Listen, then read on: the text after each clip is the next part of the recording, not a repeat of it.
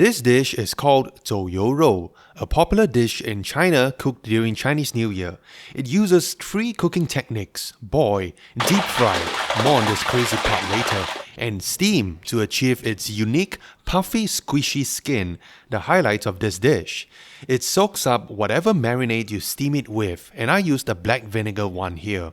I got inspired to make this dish when I first saw this crazy video by Chef John preparing this amazing pork recipe. But it's a really long process, so I'll also be testing if roasting the pork in the oven could also achieve similar results compared to deep frying.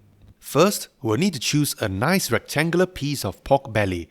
If it comes with any excess bones or meat, we should cut it off to get a nice flat rectangular shape for even cooking and easy eating. Then, we'll need to cleanse the pork skin to remove any hair and grime, as showed by Chef John either by using a blowtorch or using a dry wok. And since I don't have a blowtorch, I scorched the skin by pressing the pork against the dry hot wok until it blisters. The pork also sticks a little to my stainless steel wok, unlike Chef John's seasoned carbon steel wok, where his pork slides around easily. Sometimes it pops due to the moisture in the skin, but this is nothing compared to the violent oil explosions I'm about to experience later on. I feel like this step is really hard because the pork is flat and I don't have Iron Chef hands, so it's scary to put your hands so close to a hot surface. Once the skin blisters like this, as Chef John showed us, I think we're good. Then we'll blanch the pork in boiling water to make the skin softer to prick later. Use a knife to scrape off any remaining grime. Now I feel the pork belly is really clean and smells clean too. Then prick the skin with a fork to create small holes for moisture to escape and also for the hot oil to enter fully into the skin later for maximum crispiness. The skin is actually easy to poke before meeting some resistance, which should be the meat. We'll split the pork into half for our experiment later, one for oven roasting and another for deep frying, which is the most important step of this pork belly dish and also the most dangerous. I found a safer method of deep frying compared to Chef John, who used ripping hot oil near its smoke point, like 249 degrees Celsius.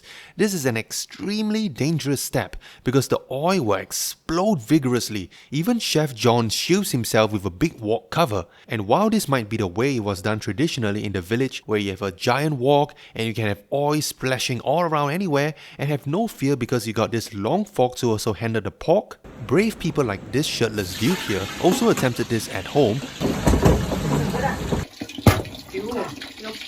and he warned that the oil will pop and splatter initially when putting the pork belly into hot oil. I found a safer cold to hot oil method as shown here by Ali. He used sticks to elevate the pork skin above the wok so it doesn't burn due to direct contact, and I used an inverted steam rack here for the same purpose. So basically, you first put the pork into cold oil, then cover the wok and make sure it's heavy enough, or this is what it looks like if the cover is too light. Then crank up the heat and you'll know it's frying because you will hear violent pops and explosions, literally hot oil popping because of moisture escaping rapidly from the skin. And this is really the scariest thing I've ever done in the kitchen so far, but in my heavy wok lid I trust, and we must carry on with faith to get that bubbly skin. And when there's smoke coming out, it's too hot, so turn it down for more controlled bubbles. And I can see why this dish is favoured during Chinese New Year because it makes popping sounds like firecrackers. And the Chinese believe that this deep frying process drives oil out of the skin, hence the name of this dish literally meaning fat-free meat. Though I think there's actually still fat in there. After about 5 minutes of deep frying, the pop sounds have turned quieter because most of the moisture is gone, or so I thought, and it's time to check how the skin is doing. Not bad, I must say. A few more minutes to get the skin more crackly. And this flipping part also scared the shit out of me because there's actually some moisture built up on the top of the pork, which triggers oily explosions as it drips down. Nasty! So I learned from Ali that I should ladle the oil on the pork first to let the moisture on top flow down and only flip once the oil is softer, meaning the moisture on top is mostly gone. This simple step would save us from mopping the floor or surface from nasty oil pops. Thanks, Ali.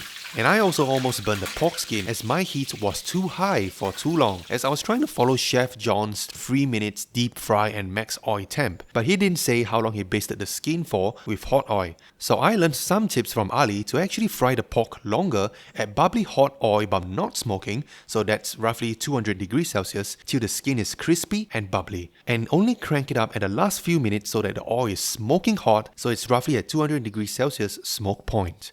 Ali's one turned out looking quite like Chef John's, so I think it's quite alright to deep fry a little longer using the slow oil method. Fry the underside for a few more minutes until the surface is fried all around. Now that the hardest part is over, we'll just soak the fried pork belly in water. And meanwhile, I also have here the oven roast pork method, where I'm using Daddy Lau's recipe as a guide to dry the skin with some salt on and then rub with white vinegar to tenderize. Oops, this one is for cleaning, and use a food grade white vinegar to tenderize the skin and then dry it in the fridge overnight. The next day, bake it at 200 degrees Celsius for 40 minutes to dry the skin and another 10 minutes at 220 degrees Celsius where the magic happens. The skin starts to bubble up. Although this process is longer, it's certainly safer, easier to see and control, and the bubbles also look bigger. It still does need a little cleanup too in the oven from the oil splatter, but certainly much easier than dealing with hot oil. Let both pork bellies soak in water in the fridge overnight. But oops, the roast pork also burned a little too much. The next day, the burnt part thankfully is almost gone, and we got this beautiful orange, wrinkly skin with deep ridges. The Chinese call it tiger skin because it looks like it. But what's the science of the skin turning into this? Well, I believe by deep frying or roasting, we're purging the moisture out of the skin, but as the water vaporizes under high heat, it expands rapidly, leaving behind these bubbles, which after soaking becomes bigger and we can replace it with our marinade. And I guess also the intense heat weakens the skin structure so that after soaking, it could expand even more.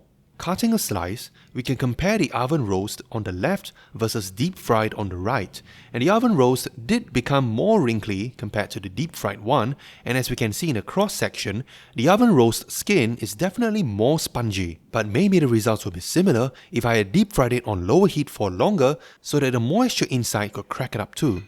Then prepare to steam. Pick a good bowl that you could invert using gloves easily, hopefully not breaking or dropping it, and with some practice, I'm confident of using this plate and bowl combination. Arrange the pork slices in the bowl so that it appears on top after flipping, and prepare our marinade with aromatics and whatever you like. I have some ginger slices, star anise, soy sauce, black vinegar, dark soy sauce for color, Chinese 5-spice powder, and sugar.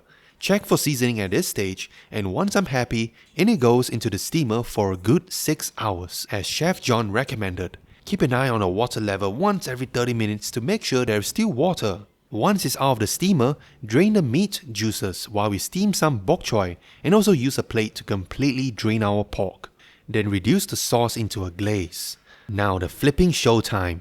I forgot the bowl is really hot from all that steaming, so using a cloth, grip the bowl really hard and invert it confidently onto a plate. But I ended up with too much vegetables and some slices collapsed as I lifted up the bowl, but I can fix them back with a little handling. Seriously, it takes a long time to steam, but I believe it would be more convenient to cook the meat to 80% doneness before soaking overnight to puff up the skin and then using steam to absorb the marinade, and I reckon the results would be similar. Then drizzle on the reduced sauce to get our beautiful Zouyourou. I tried both the oven roast and the deep fried pork, and both have springy, juicy skin and meat. The skin has an intense porky taste and is indeed springy, juicy and spongy, fully soaked with my marinade. The skin texture reminds me a lot of this chicken feet dim sum dish, except that it's better because you get lots of skin and meat without any bones. But there's still some tough parts of the pork belly where the meat is leaner. Overall, I can say it's a delicious dish that is moist, juicy and soft, best served with rice. Natasha told me she doesn't like pork belly because it's fatty, but let's see if this will change her mind. Just a feedback, I think that the gravy is a bit too sour for my liking. I prefer it to be more umami and salty like chicken feet dim sum. And I'll probably eat the skin with that, which I usually don't eat the skin.